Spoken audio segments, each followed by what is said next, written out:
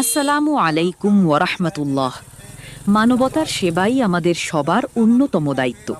সেই দায়িত্ববোধ থেকেই দোহাজারী পৌরসভার ৫ নম্বর ওয়ার্ডে বন্যায় ক্ষতিগ্রস্ত অসহায় মানুষের পাশে দাঁড়িয়েছেন দোহাজারী পৌরসভা এলডিপির সেক্রেটারি জামাল উদ্দিন। জনাব মোহাম্মদ ইউসুফ সওদাগরের সুযোগ্য সন্তান জামাল উদ্দিনের উদ্যোগে বন্যা দুর্গত পরিবারের মাঝে আর্থিক সহায়তা ও উপহার সামগ্রী বিতরণ করা হয়। এই মানবিক উদ্যোগ এলাকাবাসীর মাঝে ব্যাপক প্রশংসা অর্জন করেছে এবং অসহায় মানুষের মুখে ফুটিয়েছে স্বস্তির হাসি।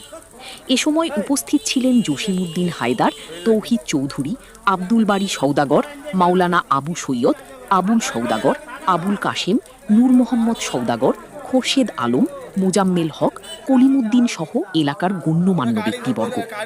আসুন আমরা সবাই যার যার সামর্থ্য অনুযায়ী অসহায় মানুষের পাশে দাঁড়াই। মহান আল্লাহ তাআলার কাছে দোয়া করি তিনি যেন এই মানবিক উদ্যোগের সঙ্গে সম্পৃক্ত সকলকে উত্তম প্রতিদান দান করেন। বন্যায় ক্ষতিগ্রস্ত